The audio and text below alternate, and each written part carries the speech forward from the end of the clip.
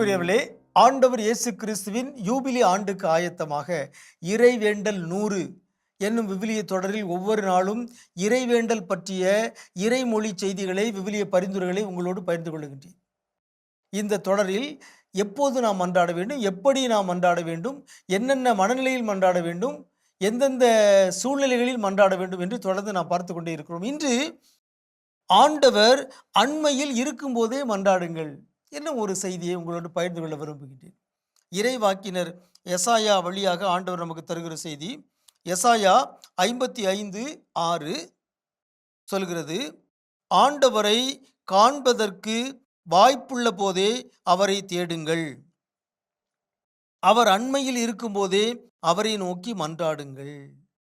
ஆகவே வாய்ப்பு கிடைக்கும் பொழுது நீங்கள் ஆண்டவரை தேடுங்கள், மன்றாடுங்கள். நல்ல ஒரு செய்தி. அன்புக்குரியவர்களே, நம்முடைய வாழ்க்கையில் சில நேரங்களில் நமக்கு வாய்ப்புகள் கிடைக்கின்றன, சில நேரங்கள் வாய்ப்புகள் நமக்கு கிடைப்பதில்லை. நம்முடைய பங்குகளில், நம்முடைய திருத்தலங்களில், நம்முடைய கோவில்களில் சில வாய்ப்புகள் நமக்கு தரப்படுகின்றன. ஒரு தியானம் நடைபெறுகிறது, எல்லாரும் வாங்க. ஒப்புரவு அருட்சாதனம் வழங்கப்படுகிறது, எல்லாரும் வாங்க. இறை வார்த்தை அறிவிக்கப்படுகிறது, எல்லாரும் வாங்க. நற்செய்தி பெருவிழா, இறை வார்த்தையை கேட்டு உங்கள் வாழ்வை வளப்படுத்திக் கொள்ள வாங்க. அந்த வாய்ப்புகளை யார் தருகிறார்கள்? கடவுள் தான் தருகிறார். அந்த வாய்ப்புகளை நாம் தவற விட்டு விடக்கூடாது. பல நேரங்களில் அந்த மாதிரி வாய்ப்புகள் வருகின்ற பொழுது நாம் பல சாக்கு போக்குகளை சொல்கிறோம். இயேசு ஒரு ஊமை சொன்னார் அல்லவா?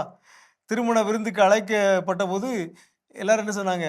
ஒவ்வொருத்தரும் ஒரு சாக்கு போக்கு சொன்னாங்க. நான் இப்போ தான் புதுசாக மாடு வாங்கியிருக்கேன், நான் இப்போ தான் திருமணம் வாங்கியிருக்கிறேன் என்றெல்லாம் சொல்லி அதை தட்டி கழித்தார்கள். ஆகவே ஆண்டவர் அண்மையில் இருக்கும்போதே அவரை தேடுங்கள், வாய்ப்புள்ள போதே நீங்கள் இறைவனிடம் மன்றாடுங்கள். ஆகவே கடவுள் நமக்கு தருகிற வாய்ப்புகளை பயன்படுத்தி நாம் இறைவேண்டல் செய்ய வேண்டும்.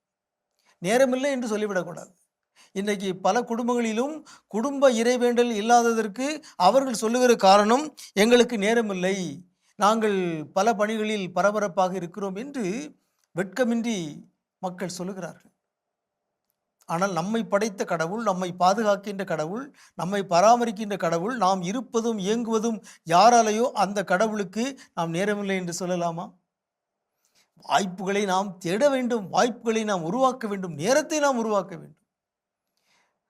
ஆகவே இறைவேண்டல் செய்வதற்கு, ஒரு தியானம் செய்வதற்கு, ஒவ்வொரு அருட்சாதனத்தில் பங்கேற்பதற்கு ஒரு வாய்ப்பு வருகின்ற பொழுது அந்த வாய்ப்பை நாம் சிக்கன பற்றி கொள்ள வேண்டும்.